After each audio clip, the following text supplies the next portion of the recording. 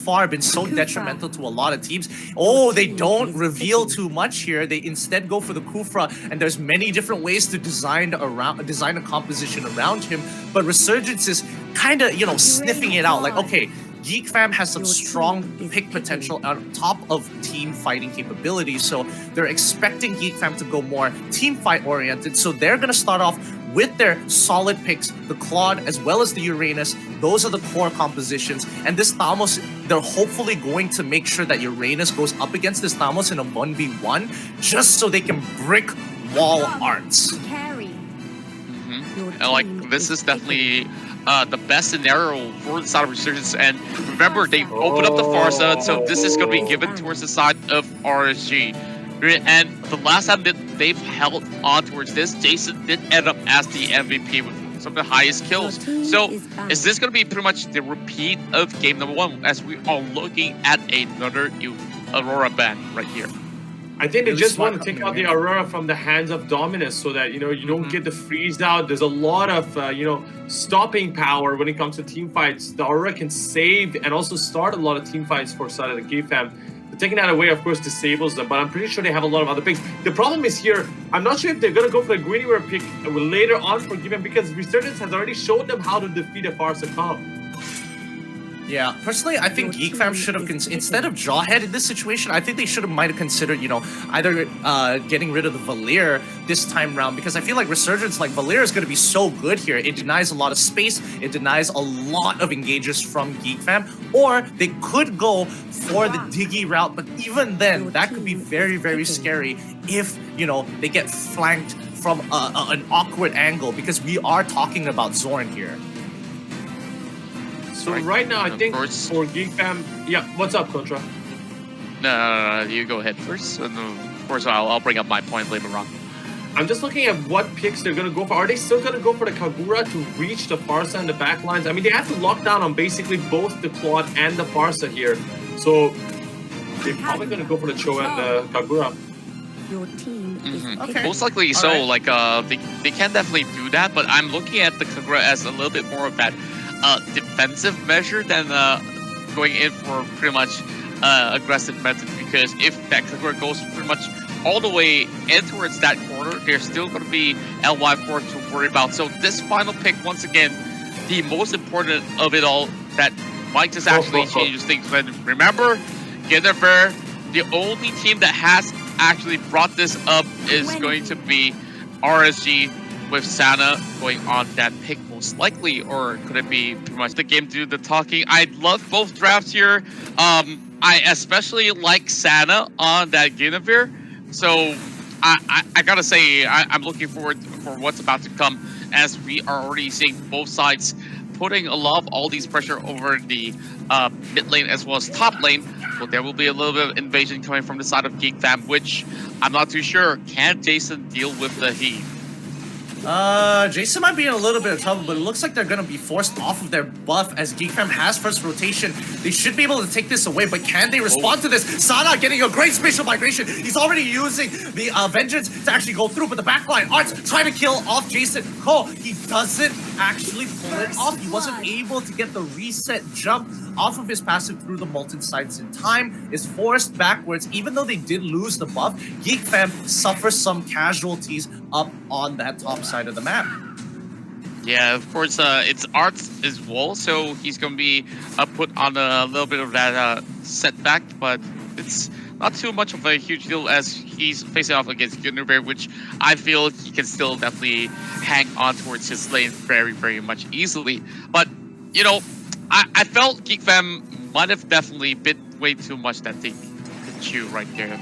And speaking of which, we're already seeing Jason here trying to actually negate him from scaling even further, having that great knockup. Oh, but of course, this is just going to be setting Arts aside, as he will not be able to actually get anywhere close to the minions until he hits the tower.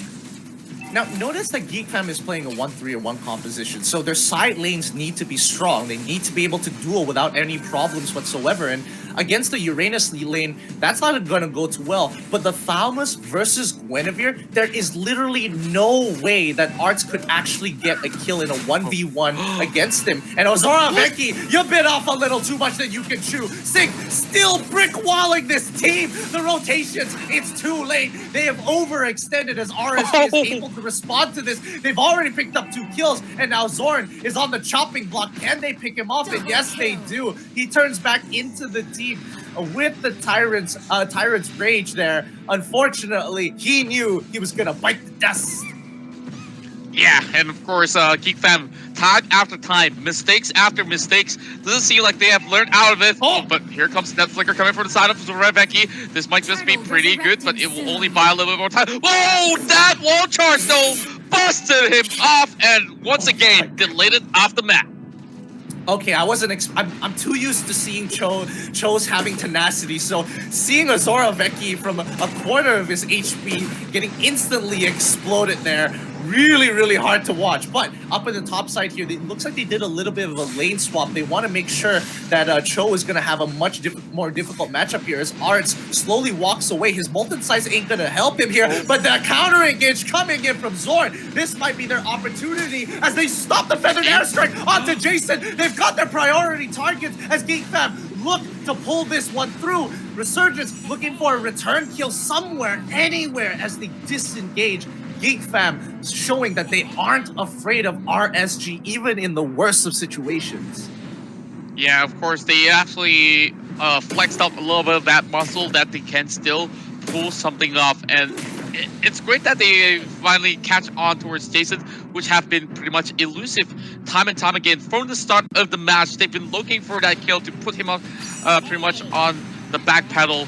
But no, he would eventually fall in that sort of the second skirmish. But now, of course, both sides looking for a little bit of that reset, while there will be that attempt of the turtle coming from the side of RSG. So far, whoever's on the red side has got some pretty good win rates, but I'm not saying it pretty maturely, as we are still having Zorn very confidently being inside that pixel brush, while the shots coming out, and Uranus is down.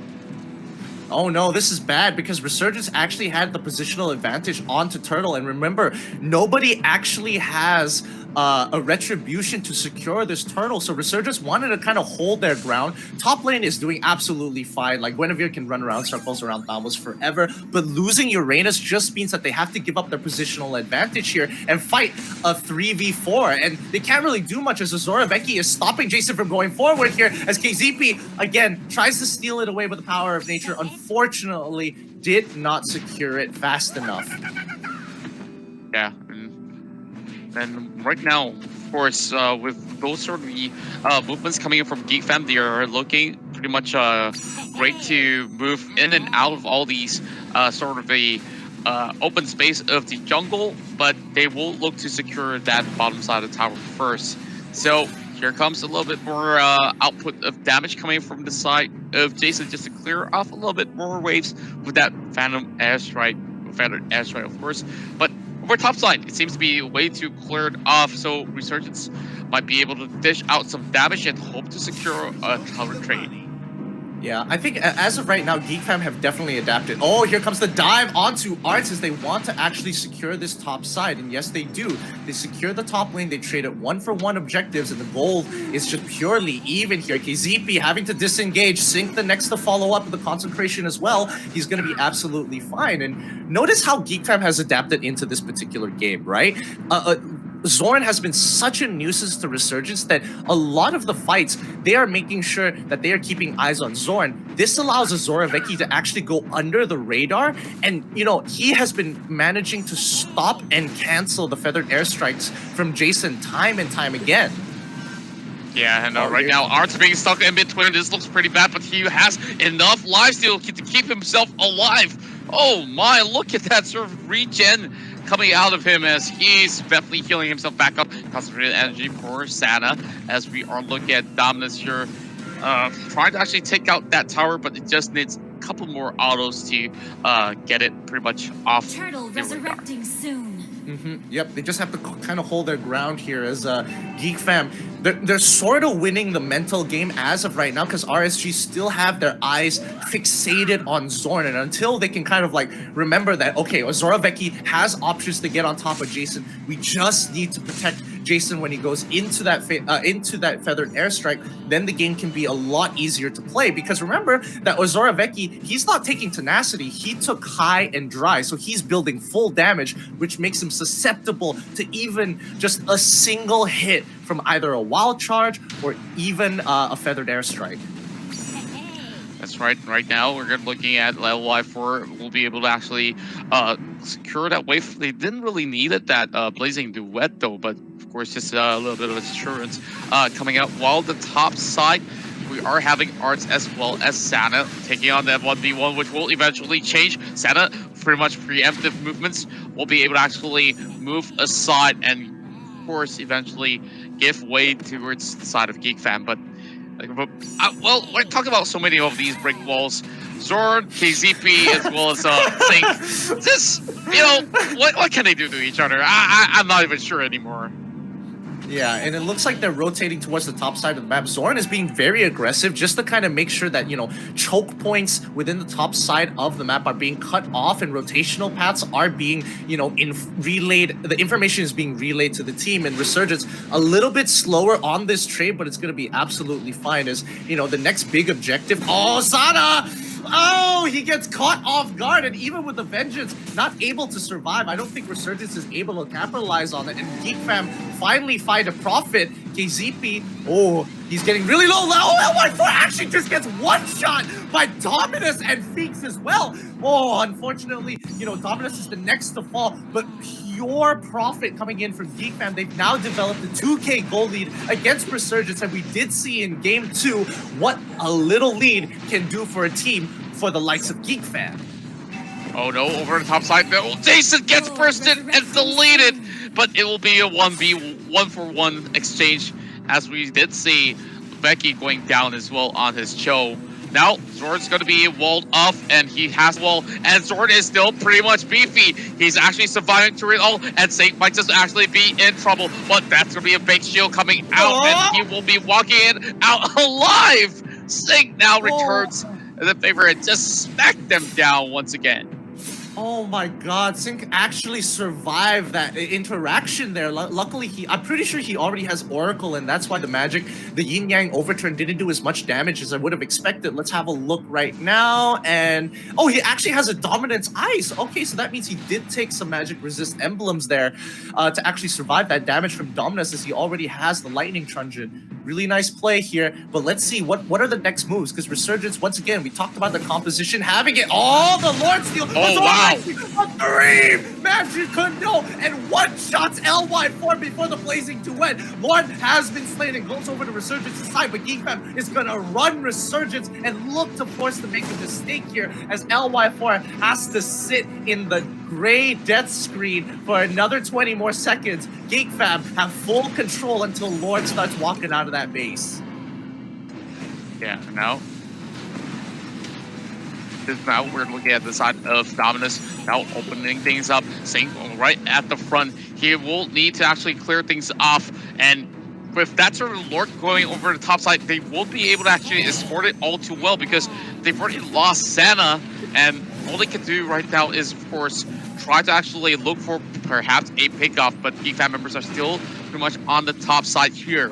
And now that LY4 is pretty much in position, but what can they possibly do? They're looking for Jason once again. This is going to be looking like a really good dive for the side of Geek Fam, but they are actually fighting too much. Let Zorn getting out, as it will be only Arts being left alive here, while Cho is pretty much outside. He's being left all alone, as 4 members of Geek Fam has been taken out. Then somehow the Lord survives. That was so huge from Resurgence. Like, I thought this was going to be a mistake to actually go for another team fight after what happened just now. And after the pick from Jason, I thought it was going to be an easy clap. But LY4, with the help of Sana, going in for the long flank was such a good call. They catch out Geek Fam's backline. Feeks had no chance. Zorn wasn't able to peel for the team. So Resurgence, as of right now, all they have to do to break Geek Fam's composition is to get into flank angles against Geek Fam. That way, if they play a front to front, Resurgence is bound to lose. So a great adaptation 12 minutes into this game. Yeah, and right now, 12 minutes felt like forever for both of these guys who are playing, because any single mistake could have cost them the game. Like, we're already down to only a couple of turrets left for the side of Geek Fam, pretty much even in terms of numbers. But now, well, this is going to be Sync pretty much chasing over the side of Becky. But, oh no! That's a big trap being set up, and LY4 instantly gets deleted. Of course, in exchange for Becky, it's not going to be well worth it. Well, big brain plays coming from the side of Geek Fam. Yeah, Zoravecki is just somehow always finding LY4. This is becoming a very major issue here. LY4 really needs that Winsome nature fast, and Sync is taking a bit of damage. I don't think he really cares about it for the most part. Zorn knows that he can absorb it, and now they just have to watch the position of Feeks here and also be very, very careful of where Zorn is. As long as they keep tabs on Zorn and as well as Zoravecki, this shouldn't be happening for the side of Resurgence.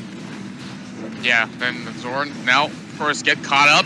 KZP definitely sets it up for some really great exchanges as we're looking at Jason getting that one kill. Now getting a person down. Oh my goodness! He actually comes right back! Oh, what is going on here? As we're looking at Resurgence here, we're trying to actually take down odds as being a little bit more tough to actually deal with. But that exchange was so beautiful. Did you just see Sata actually almost dropping off, and he gets back up on track? That was a perfectly timed vengeance. Now, Zoravecki, he's trying his best to salvage the situation. It's a team-wide. Resurgence have cracked open Geek Fam and take game 3. You were right. You and Faraz were right. This is going to be a full match. 3 games, 2 games.